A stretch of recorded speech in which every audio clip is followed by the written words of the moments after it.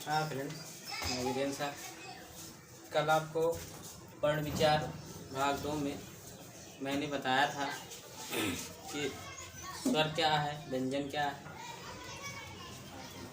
स्पर्श व्यंजन क्या है, अंतस्थ व्यंजन बताना है, ऊष्म व्यंजन, संयुक्त व्यंजन और द्वितीय व्यंजन। जैसा कि कल मैंने बताया था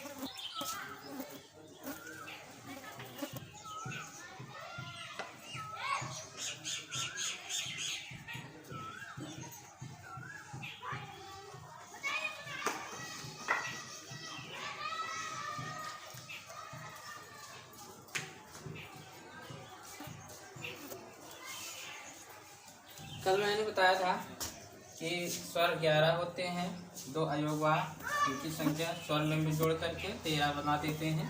उसके बाद मैंने बताया था ये का से लेके माँ तक मैंने बताया था इसकी संख्या 25 होती है। इसको कहते हैं स्पर्श व्यंजन या पंचमाक्षरी। पंचमाक्षरी मैंने बताया था क्यों कहते हैं पंचमाक्षरी, क्योंकि 5 अक्षर सब 5 वर्ण हर तरफ से हैं, हर एक भाग वर्ग में है। ये होता है का वर्ग, ये चा वर्ग, ये टा वर्ग, ये ता वर्ग, ये वर्ग। सभी वर्ग में 5-5 वर्ण होते हैं, इसीलिए इसको क्या कहा जाता है, पंचमाक्षरी। पंचमाक्षरी भी एक नाम है इसका, समझ रहे हैं फ्रेंड। हाँ, वर्ग, एक बात यहाँ आती है, वर्ग और वर्ण। वर्ग और वर्ण में फर्क क्या है? वर्ग क्या है, वर्ण क्या है? अब इधर ध्यान दीजिए, बता दे रहा हूँ वर्ग क्या है, वर्ण और वर्ग। देखिए, वर्ण होता है एक वर्ण, एक अंक। जैसे का तो एक वर्ण है, खा एक वर्ण, गा एक वर्ण, घा एक वर्ण, अंगा एक वर्ण। ऐसे सब एक वर्ण है, लेकिन अगर इनको पूरा अगर साथ में लिया जाएगा तो ये पहले वाले का ये सभी क्या है, वर्ग है। समझ रहे हैं फ्रेंड, ये का ये सभी क्या है, वर्ग। तो वर्ण होता है एक अक्षर, लेकिन वर्ग होता है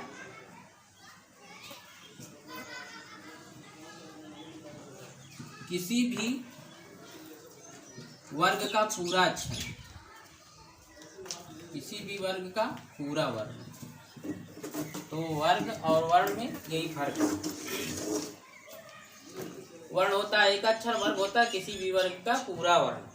तो कि का वर्ग का पूरा वर्ण होगा तो ये क्या होगा, वर्ग कहलाएगा। अगर एक अक्षर कहा जाएगा तो एक अक्षर एक वर्ण कहा जाएगा। वर्ण और वर्ग में आपको समझ गए फ्रेंड। अब आगे देखिए कि पंचमाक्षरी इसकी संख्या 25 है। आपको दिखाई दे रहा होगा इसमें, यानी थोड़ा कम हो गई थी फ्रेंड। तो स्पर्श व्यंजन या पंचमाक्षरी, ठीक है, ये हो गया आपको 25। अब ये देखिए ये क्या है, ये है हमारा संख्या 4 है, इसको कहते हैं हम अंतस्थ व्यंजन। अंतस्थ व्यंजन इसलिए कहते हैं कि ये मुख के अंदर वाले भाग से बोला जाता है, अंदर वाले मुख के अंदर वाले भाग से बोला जाता है, इसलिए इसको अंतस्थ व्यंजन कहते हैं। बोल के देखिए, अपने से बोल के दे सकते हैं, या, रा, ला, वा, मतलब अंदर मुख के अंदर वाले भाग से बोलते हैं, इसलिए इसको अंतस्थ माने अंदर। उसके बाद ये है, इसकी संख्या भी 4 है, ये है ऊष्म व्यंजन। इसको ऊष्म क्यों कहते हैं ये भी जान लीजिए। इसको ऊष्म व्यंजन क्यों कहते हैं ये भी जान लीजिए, क्योंकि ऊष्म आप जानते हैं, ऊष्मा माने गर्मी, ऊष्मा माने गर्मी, एक घर्षण। इनको जब बोला जाता है, जब मुख से बोलते हैं, बोल के देख लीजिए, आप खुद देख लेंगे, प्रैक्टिस करेंगे, आप बोलेंगे तो खुद आप जान जाएंगे कि जैसे मुख के सामने आप हाथ लगाइए, अब बोलिए शा शा शा। जब शा शा शा हा बोलेंगे तो आपको एक गर्म हवा निकलेगी मुंह से गर्म हवा निकलेगी। जब सा सा सा हा बोलेंगे तो मुंह से गर्म हवा निकलती है, तो आप ऊष्मा निकलती है, इसीलिए इसको ऊष्म व्यंजन कहते हैं फ्रेंड्स। इसीलिए इसको क्या कहते हैं, ऊष्म व्यंजन। तो ये हो गया हमारा ऊष्म व्यंजन। इनकी संख्या 4 है। और ये है क्षत्रा ज्ञा स्रा। स्रा इसको इसकी संख्या भी कितनी है, 4 है। इसको संयुक्त व्यंजन कहते हैं। संयुक्त व्यंजन क्यों कहते हैं अभी बता रहे हैं आपको। जैसे आप देखे थे संयुक्त स्वर, उसी प्रकार संयुक्त व्यंजन होता है।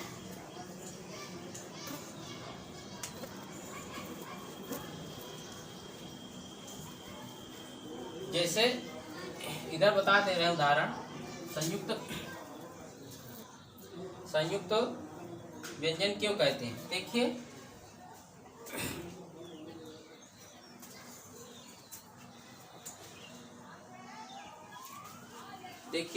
संयुक्त व्यंजन क्यों कहते हैं। अब देखिए छ, त्रा, क्या, त्रा। अब ये जानिए, बता रहे संयुक्त व्यंजन इसलिए कहते हैं क्योंकि ये 2 व्यंजन से मिलके बने हैं। ये जितने भी वर्ण हैं, ये चारों, ये 2 व्यंजन से मिलके बने हैं। और संयुक्त स्वर में क्या था कि 2 स्वर से मिलकर स्वर बने तो 2 संयुक्त स्वर कहलाते थे। अब यहाँ 2 व्यंजन है, 2 व्यंजन से मिलकर ये वर्ण बने हैं, इसलिए इनको क्या कहा जाता है, संयुक्त व्यंजन कहा जाता है। जैसे छा है तो ये किससे मिलके बना है, का और मूर्धन्य शास। मूर्धन्य शास अभी बताएंगे। मूर्धन्य सा क्या है, दंती सा क्या है, तालब सा क्या, अभी बताएंगे। ये का और मूर्धन्य शा से बना है, तो ये कहा जाता है कक्षा। जैसे कहते हैं कक्षा, तो कक्षा, कक्षा है, अच्छा नहीं है, कक्षा है, तो ये छा इससे बना है, का और शा से। अब ये हो गया त्रा। त्रा, त्रा देखो सीधा कहीं पढ़ने में ही समझ में आ रहा होगा, ता और रा से मिलके बना है। किससे मिलके बना है, ता और रा से मिलके बना है। अब ये है ज्ञान। देखो फ्रेंड्स, इसको बोलते हैं ज्ञान। एक्चुअल में वास्तविकता में ज्ञान नहीं, इसको बोले अगर सही से तो ये ज्ञा है। क्यों, क्योंकि ये जो मिला है जा और न्या से मिलके बना है। किससे मिलके बना है, जा और न्या से। हाँ ये तो अगर हम इसको जोड़ें तो ज्ञा आ सकता है। ज्ञा वास्तविक रूप में ज्ञान नहीं है, ज्ञा है, क्योंकि जा और न्या से मिलके बना है। तो और उसके बाद ये है, ये तालब सा और रा से मिलके बना है। तालब सा और रा से मिलके बना है। तो आप फ्रेंड देखिए, इच्छा, त्रास, ज्ञा, श्रा, ये चारों जो है संयुक्त व्यंजन हैं और ये इनके मिलने से बने हैं, ये आपको इधर मैंने बता दिया। उम्मीद है आप लोगों को ये बस समझ में आ गया होगा।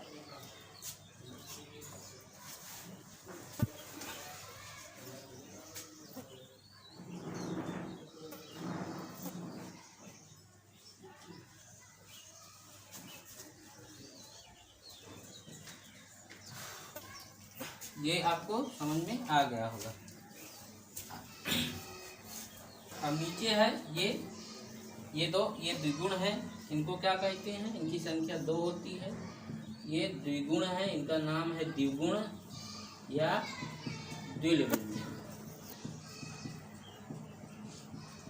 इनकी संख्या 2 होती है। जैसे हमको कपड़ा लिखना है तो बिना इसके हम नहीं लिख पाएंगे। अब सोचे कि ये कर दें, ये डा है, ये डा है, दोनों में फर्क है। ये द्विगुण होते हैं, इसमें 2 गुण होते हैं। तो कपड़ा अगर हमको लिखना है तो डा लिखना पड़ेगा, ना कि ये लिखना पड़ेगा, इसलिए। और सेम उसी प्रकार ये है ढा, ये नहीं, ये ढा है, ये ढा है, ये दोनों में फर्क। अगर हमको पढ़ाई लिखना है तो यही लिखेंगे, ये नहीं लिखेंगे। समझ रहे हैं फिर? तो इनकी संख्या 2 है।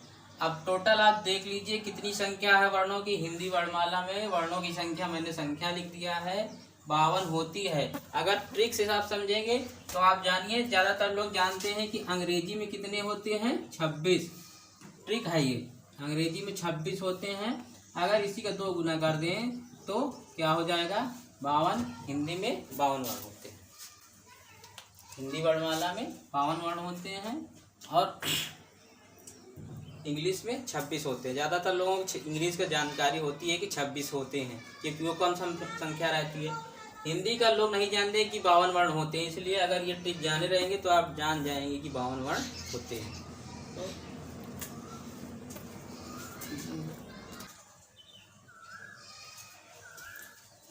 उम्मीद है ये आपको समझ में आ गया होगा। अब आगे देखते हैं।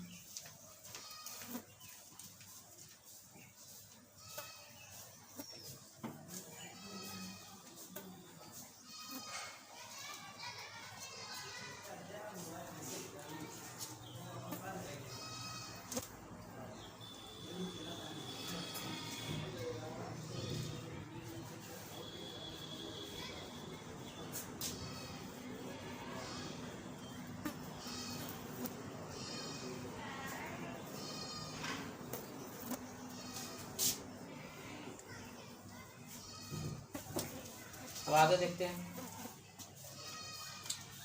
ये तो हो गया वर्ण विचार। अब आप जानिए कि जब वर्ण उच्चारित करते हैं, उच्चारण, वर्ण को उच्चारित जब करते हैं, बोलते हैं कि किस किस स्थान से बोलते हैं और कौन कौन से वर्ण हैं जो किस स्थान से बोले जाते हैं। ये भी बहुत इम्पोर्टेंट है, एग्जाम में आते हैं। उच्चारण के स्थान पूछता है क्वेश्चन। तो आप देखिए, उच्चारण स्थान में बताने जा रहा हूँ, वर्ण विचार भी ही आता है। तो उच्चारण स्थान में बताने जा रहा हूँ। सबसे पहले देखिए, एक तरफ आप वर्ण लिखेंगे और एक तरफ क्या लिखेंगे? उच्चारण स्थान।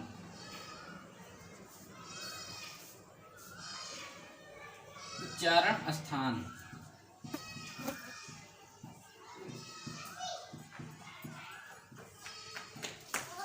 और ऐसे कर दें, ठीक है। अब उच्चारण स्थान, वर्ण कौन कौन से वर्ण हैं? देखिए, सबसे पहले कंठ। कंठ, कंठ माने गला।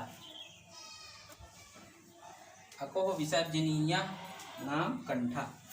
अकुह विसर्जनीया नाम कंठा, ये तो संस्कृत का सूत्र है। अकुह विसर्जनीया नाम कंठा। अब देखिए, अब ये कंठ, कंठ है, हमने गला। गले से कौन कौन से वर्ण बोले जाते हैं? आ है,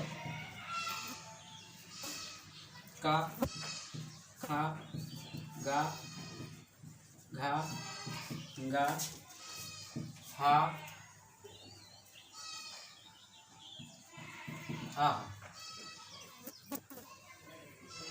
आ विसर्ग है ना, तो मैंने बताया अभी सूत्र बताया था ना, अकुह विसर्जनीया नाम कंठा अकुह। तो आ वाला हो गया, आ हो गया, फिर क, कुह मतलब का पूरा वर्ग, उसके बाद कुह में हा आया था, हा भी हो गया, विसर्जनीया नाम, विसर्गनीया नाम, विसर्ग भी आया नाम कंठा, तो कंठ से बोला जाता है। ये सब वर्ण की कहाँ से बोले जाते हैं?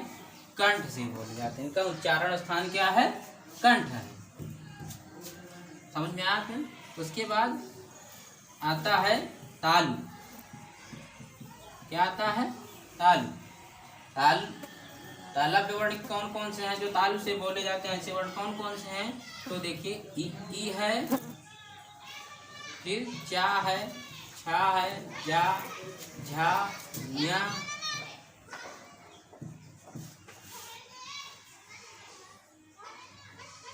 या, शा। कहाँ से बोले जाते हैं? तालु से बोले जाते हैं। इतने वर्ण कहाँ से बोले जाते हैं? तालु से बोले जाते हैं। समझ गए फ्रेंड? उसके बाद क्या है? मूर्धा। मूर्धा, मूर्धा से बोले जाते हैं, मूर्धा से बोले जाते हैं। जैसे री है आपका, ठीक है, टा है, ठा, डा, ढा, हा, रा, शा, मूर्धन्य है। ठीक है फ्रेंड, ये सब वर्ण मूर्धा से बोले जाते हैं। अगर ना समझ में आएगा तो कमेंट में आप बताइएगा, तो हम और अच्छे से डिटेल से और बढ़िया से बता देंगे। फिलहाल इतने बढ़िया से बता दे रहे हैं कि आपको समझ में आ रहा होगा, ये मुझे उम्मीद है। मूर्धा। अब क्या है?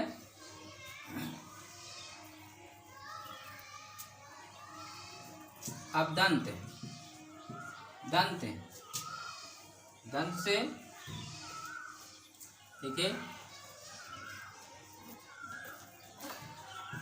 ता, था, दा, धा, ना, ला, शा।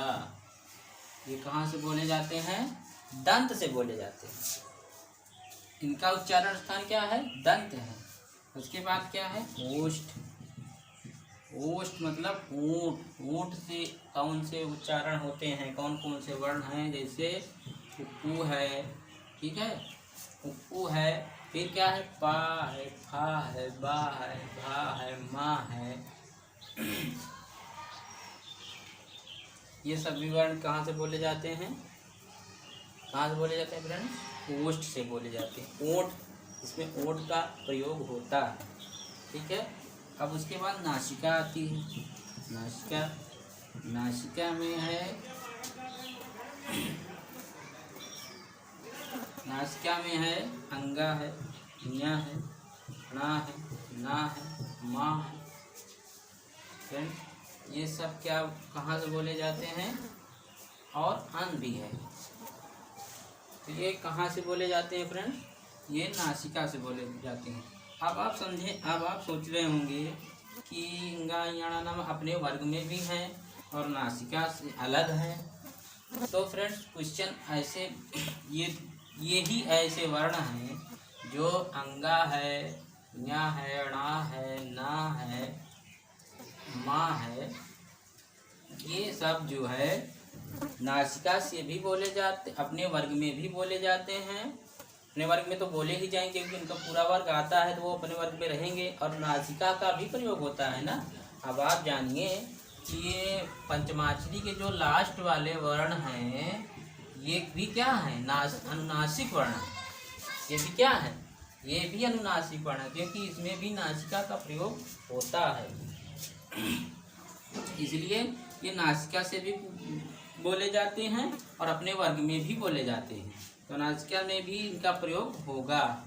क्वेश्चन बदल के भी दे सकता है कि ऐसे कौन से वर्ण हैं, या निम्नलिखित में से कौन सा वर्ण है जो नासिका से बोले जाते हैं, तो इसी से दे देगा। या अपने वर्ग में भी बोले जाते हैं और नासिका से भी बोले जाते हैं, तो यही सब वर्ण है। ऐसे क्वेश्चन दे देता है। उसके बाद फिर क्या आता है? कंठ तालु। कंठ प्लस तालु कंठ प्लस तालु से कौन बोले जाते हैं? तो फ्रेंड्स ए और आई हैं। ए और आई क्या हैं? ये कंठ और तालु से बोले जाते हैं। फिर आता है कंठ और ओष्ठ। कंठ और ओष्ठ से बोले जाते हैं ओ और औ। ओ और औ, ये दोनों कंठ ओष्ठ से, दोनों मिला के कंठोष्ठ। कंठोष्ठ, कंठ और ओठ दोनों का प्रयोग इसमें होता है। इसमें कंठ और तालु का प्रयोग होता है। अब एक वर्ण बचा है, दंत है ओष्ठ। दंत ओष्ठ, दंतोष्ठ से क्या बोला जाता है फ्रेंड्स? हुआ बोला जाता है। अब आपके इतने पूरे वर्ण हो गए हैं। अब आप देख लीजिए, स्क्रीनशॉट ले लीजिए या समझिए कि उच्चारण स्थान है और ये वर्ण कौन कौन से वर्ण हैं जो किस स्थान से बोले जाते हैं, उनका उच्चारण स्थान क्या है। फ्रेंड्स आपको एकदम ईजी मैंने बता दिया है। अब आप इसको स्क्रीनशॉट ले लीजिए और समझिए, इसको देखिए कि कौन कौन से वर्ण हैं जो किस स्थान से बोले जाते हैं। हिंदी का बेस एकदम आप समझ लीजिए। यहाँ पर गलती अगर हो जाती है तो फिर बाद में वही दिक्कत हो जाती है। तो देखिए, सभी चीज़ें मैंने स्पष्ट कर दिया है। अब आप समझिए कि कंठ से आ इ का खा गा घा मेगा हा और आह बोले जाते हैं। तालु से ई चा छा जा जा या और शा बोला जाता है। मूर्धा से री टा ठा डा डा णा रा शा बोला जाता है। दंत से ता था दा धा ना ला शा बोला जाता है। उष्ठ से उ पा फा बा भा मा बोला जाता है। नासिका से अंगा यणा नामा अन बोला जाता है। अंगा यणा नामा अपने वर्ग में भी बोले जाते हैं और नासिका से भी बोले जाते हैं। कंठ और ताल ए ऐ से बोले, ए ऐ जो है कंठ तालु से बोले जाते हैं। कंठोष्ठ से ओ और बोले जाते हैं। दंतोष्ठ से वा बोले जाते हैं। ये सब तो इनका उच्चारण स्थान वर्ण हो गया फ्रेंड्स। अब ये एकदम आपका ये पूरा कॉन्सेप्ट पूरा हो गया है। ये उच्चारण स्थान पूरा हो गया।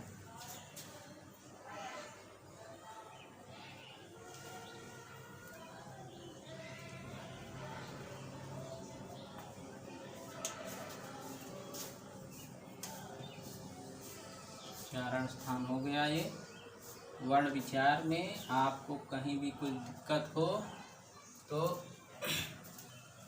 आप कमेंट में आप मुझसे पूछ सकते हैं। मैं उसको बताने का पूरा प्रयास करूंगा फ्रेंड। तो आपको ये वीडियो हमारी कैसी लगी ये आप उनको कमेंट में बताइएगा। लाइक करिए, हमारे वीडियो को शेयर कर दीजिए और